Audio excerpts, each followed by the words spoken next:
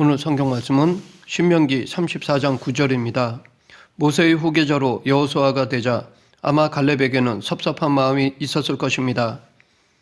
모세가 하나님의 명대로 여호수아를 후계자로 지명했다는 것을 알았을 때 갈렙도 인간이기에 기분은 좋지 않았을 것입니다. 혹 모세가 여호수아와 늘 함께 하다 보니 팔은 안으로 굽는다고 모세가 여호수아를 하나님께 추천한 것은 아닌가라고 생각이 들기도 하였을 것입니다. 이 섭섭함은 하나님에 대해서도 마찬가지였을 것입니다. 혹은 하나님도 자기가 정통 히브리인이 아니라서 자기를 선택하지 않았나 생각이 들기도 하였을 것입니다. 여호수아가 모세의 후계자로 선택된 이후로 여호수아에 대한 감정도 이전 같지 않았을 것입니다. 어쩌면 이 상황이 갈렙에게는 또 다른 위기였을 것입니다. 왜냐하면 이것은 단순히 개인적인 문제만이 아니라 그가 속한 유다 지파의 문제로도 볼 수 있기 때문입니다. 다시 말해 에브라임 지파에게 유다 지파가 밀린 것처럼 보이기 때문입니다. 유다 지파 사람들은 자기 지파에 대한 자부심이 남달랐는데 과거 야곱이 죽기 전에 12 아들에게 했던 축복 예언을 보면 이해할 수 있습니다. 유다 지파가 받은 복은 왕이 나오는 지파가 되는 것이었습니다. 물론 갈렙 이후 이 예언대로 다윗을 시작으로 왕조를 이루었습니다. 갈렙이 살던 당시는 아직 광야 생활을 하던 때이기에 왕정 시대에 들어가지 못했지만 유다 지파의 자부심은 이때도 대단하였을 것입니다. 그런데 에브라임 지파인 여호수아가 모세의 후계자가 되면서 유다 지파 사람들은 혼란에 빠졌을 것입니다.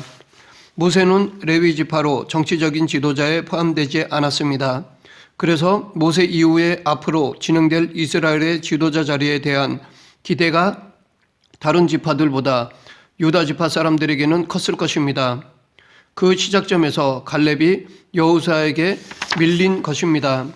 모세의 후계자로 여호수아가 선택되자 아마도 유다 지파는 공황 상태에 빠졌을 것입니다. 이에 대한 책임은 갈렙을 지파의 대표로 선발한 가문의 족장들에게 있지만 결국은 갈렙이 감당해야 할 몫이었습니다. 어쩌면 갈렙은 민족 전체에서도 배제되고 지파 내에서도 비판의 대상이 될 수도 있었습니다. 갈렙이 청년이었으면 다시 기회가 있고 노년이면 이번 기회로 은퇴하면 그만일 것입니다. 그러나 중장년은 그 자리에 앉아 있을 수도 새롭게 다른 일을 찾을 수도 없는 애매한 나이입니다. 이로 인해 갈렙은 잠을 이루지 못하였을 것입니다. 중년에 찾아온 위기 앞에서 갈렙이 할 수 있는 선택은 아마도 모세의 선택이 공정한 과정이었는지 물으면서 자신이 억울한 피해자임을 부각시키는 것이었을 것입니다. 왜냐하면 갈렙에게는 그럴 명분이 충분히 있었기 때문입니다. 정탐 보고에서 흔들리는 민심을 바로잡는 데 주도적인 역할을 한 사람이 갈렙이었습니다. 목숨을 걸고 모세의 편에 선 사람이었습니다. 그 정도의 공이라면 모세에게 자기의 불만을 호소할 수 있었을 것입니다. 만약 그렇게 되지 않으면 르우벤, 갓, 므낫세 반 지파가 요단강 동쪽을 요구했던 것처럼 유다 지파를 등에 업고 갈렙도 다른 지파들과 떨어지려고 하였을 것입니다. 더 이상 함께하지 않으려 하며 모세에게 압력을 행사하려 하였을 것입니다. 어쩌면 요단강 동쪽을 선택한 세 지파 반 사람들도 당시의 대세의 흐름 속에서 자기들이 경쟁에서 밀리고 있다고 생각했기에 그런 선택을 했을 수도 있었을 것입니다. 르우벤 지파는 12지파 중에 장남 지파이지만 조상 르우벤이 부친의 침상을 더럽혔기에 인정받지 못하였습니다. 므낫세 지파도 요셉의 장남이었지만 동생인 에브라임 지파에게 밀렸습니다. 그런데 므낫세 지파는 합심이 되지 못해서 절반만 남은 것 같습니다. 갓 지파 역시 라헬의 여종 실바의 후손으로 가나안에 입성해봐야 찬밥 신세가 될 것이라 생각했던 것 같습니다. 갈렙도 이번 일로 유다 지파만 떨어져 나올 핑계거리가 될 수 있었습니다. 물론 유다 지파는 요단 동쪽에 남는 세 지파와는 달리 이스라엘 왕이 될 지파였기에 가나안 땅에 들어가는 것을 거부하지는 않겠지만 딴지를 걸면 적어도 몇 지파들도 그들을 지지하고 따를 것으로 봤을 것입니다. 혹은 유다 지파는 방관자의 자세를 취하며 뒤에서 지켜보고 있다가 여호수아가 실수하면 그것을 이용하여 그의 리더십을 비판하는 것일 수도 있었습니다. 갈렙에게는 이러한 다양한 방법들로 자신의 실추된 위상을 높일 수 있었지만 그는 그렇게 하지 않았습니다. 그는 하나님을 의지하며 스스로 회복하였습니다. 이렇게 그는 회복 탄력성이 강한 사람이었습니다. 회복 탄력성이란 크고 작은 역경과 시련과 실패에서 바닥을 치고 올라올 힘, 밑바닥까지 떨어져도 다시 튀어오르는 마음의 근력입니다. 고통을 대면하면서 생겨난 마음의 맷집인 것입니다. 그는 이 회복 탄력성이 강하였기에 후계자에서 밀린 이후로도 시기나 분노에 사로잡히지 않을 수 있었습니다. 여전히 하나님에 대한 신뢰를 소유할 수 있었던 것입니다. 이렇게 갈렙은 위기의 상황에서 사탄에게 틈을 주지 않고 변함없이 정탐꾼 출신의 면모를 잃지 않았습니다.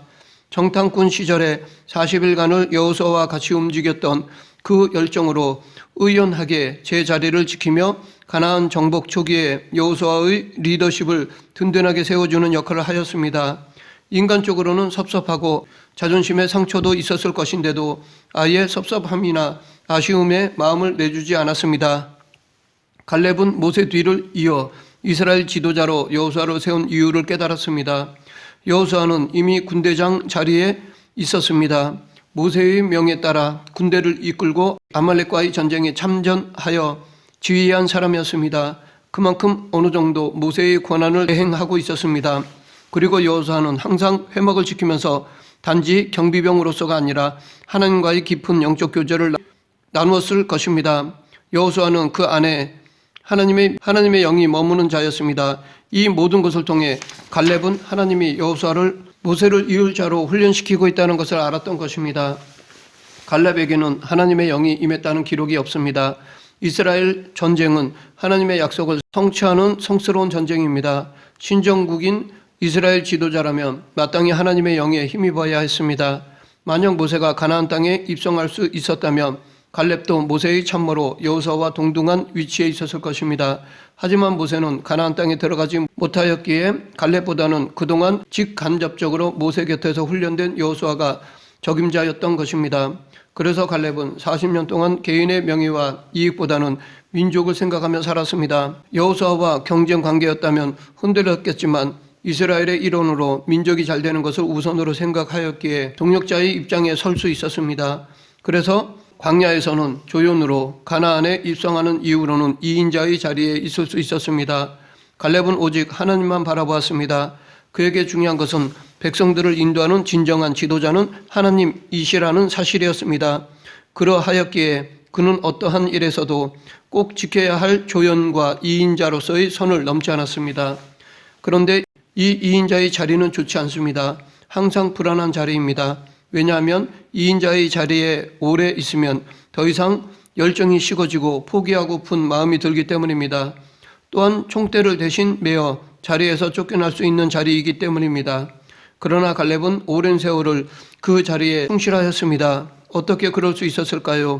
그것은 여호수아와 싸운 우정의 힘이라고 보입니다. 두 정탐꾼 출신들이 경쟁을 일삼았다면 어디서건 불의 화음이 일어났을 것이고 공동체의 분열 조짐이 보였을 것입니다.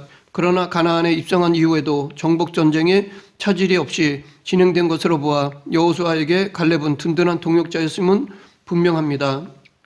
기성세대는 광야에서 다 죽었기에 여호수아 외에 이스라엘 백성들에게 영향력을 행사할 수 있는 사람은 오직 갈렙밖에는 없습니다. 그는 모든 사람들이 인정하는 2인자였습니다. 그런 갈렙이 여호수아 곁에서 늘 함께 동역하였기에 그 누구도 여호수아의 리더십에 반기를 들거나 불평할 수 없었을 것입니다. 이렇게 갈렙과 여호수아는 오랜 절친이었습니다. 절친은 힘들고 어려울 때 기대어 울 수 있는 친구이지만 두 사람의 관계는 이를 넘어섭니다. 그들의 우정은 단순히 친구의 정이 아니라 진리에 근거한 우정이었습니다. 성경에서 이 관계를 잘 드러내고 있는 것이 다윗과 요나단의 우정입니다. 요나단은 아버지와 다윗의 중간에서 많은 고뇌에 빠졌을 것입니다.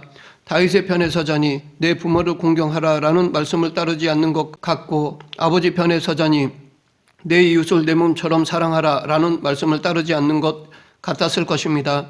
요나단은 사울에게는 아들이었지만 다윗에게는 친구였습니다. 양쪽 사이에서 부모에 대한 의무와 친구에 대한 의무를 추구했지만 시간이 지날수록 점점 부딪힐 수밖에 없는 딜레마에 빠졌습니다.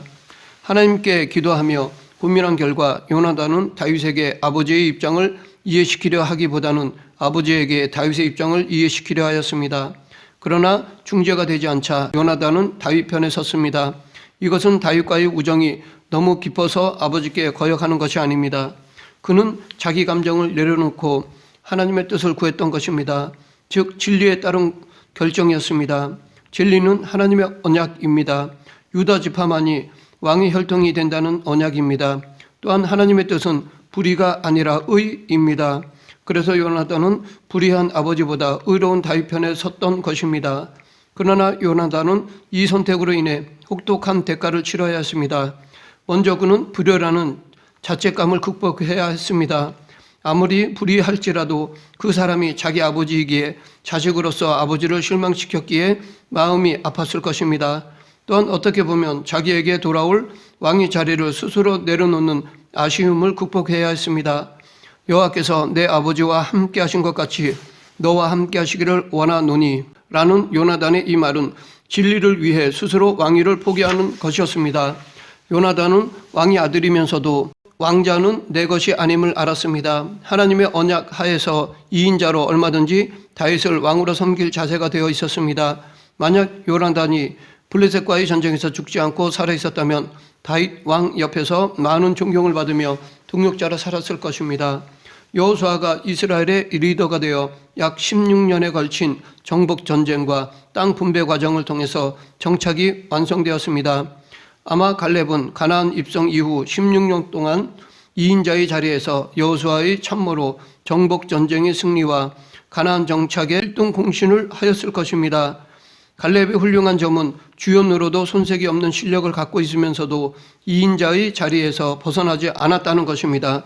그는 대단한 전사였기에 2인자로는 채워지지 않는 부분들이 있었을 것입니다. 실력과 능력이 여호수아와 차이 나지 않는 2인자였던 그는 고독하였을 것입니다. 오랜 시간 동안 2인자의 자리를 지킨다는 것은 쉽지 않습니다. 우리는 이것을 광야에서 다른 2인자들을 통해 알 수 있습니다. 미리암은 모세의 친누나였습니다. 생후 3개월 된 모세를 갈대 상자에 눕혀 나일강에 띄었고 그 상자를 애굽 공주가 건지는 것을 보고 공주에게 모친을 유모로 소개한 사람이 미리암이었습니다. 그녀는 누구보다도 모세를 사랑했습니다. 그랬던 미리암도 권력 앞에서는 2인자의 자리가 성에 차지 않았던 것 같습니다.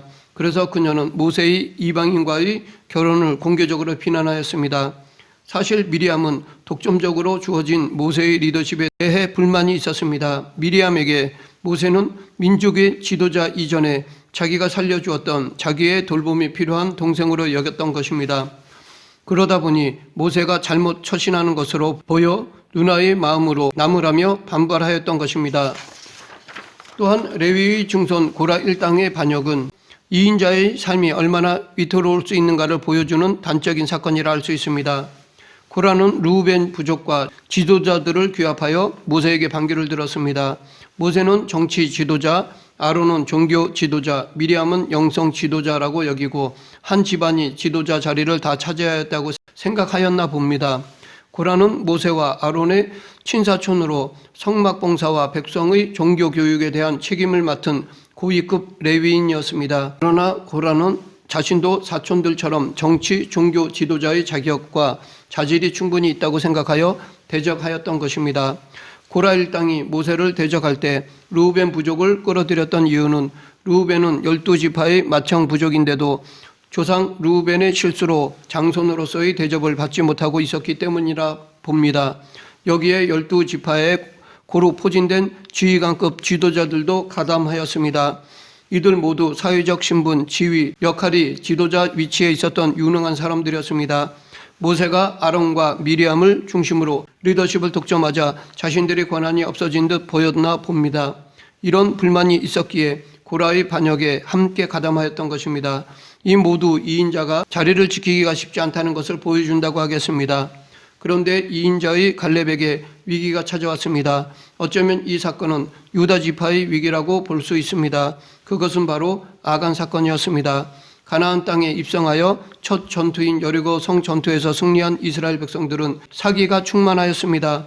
그러다 보니 다음 성인 아이성 전투는 자기들의 판단으로 2, 3천 명만으로도 충분히 승리할 것으로 생각하였습니다. 하지만 그 결과는 36명의 전사자를 내고 퇴각하는 것이었습니다. 그런데 이 패배의 원인이 여리고 성 전투에서 누군가가 하나님의 것을 훔친 것이었습니다. 아간은 자기의 죄를 자복하고 처리되었지만 이 사건으로 유다 지파는 수치심을 느껴야 했습니다. 아마 나중에 땅 분배에서 이 사건으로 손해를 보지는 않을까 염려하기도 하였을 것입니다. 그럼에도 갈렙은 이 사건에 대한 전권을 여호수아에게 맡겼습니다. 갈렙은 어떤 상황에서도 흔들리지 않는 영성을 보여주었습니다. 말씀을 맺겠습니다. 갈렙은 2인자의 자리에서 오는 모든 유혹과 자기중심적 생각을 모두 내려놓았습니다. 순간순간 닥치는 위기 순간에도 믿음을 잃지 않고 자기 자리를 지켰습니다. 그리고 이스라엘 백성들을 위해 2인자의 자리에서 참모의 사명을 감당하였습니다. 그는 누구와도 경쟁하지 않았습니다. 오직 하나님만 바라보았습니다. 그의 시선은 늘 하나님께 향하였습니다. 우리도 갈렙처럼 어떤 상황에서도 오직 하나님만 바라보며 살아가는 그리스도인이 되길 간절히 축원합니다. 기도하겠습니다. 생사화복을 주관하시는 하나님 아버지, 어떤 상황에서도 자기 자리를 지키는 믿음의 용사가 되게 하여 주시옵소서. 내가 아닌 오직 예수 그리스도만 높이는 성도가 되게 하여 주시옵소서. 예수님 이름으로 기도드립니다. 아멘.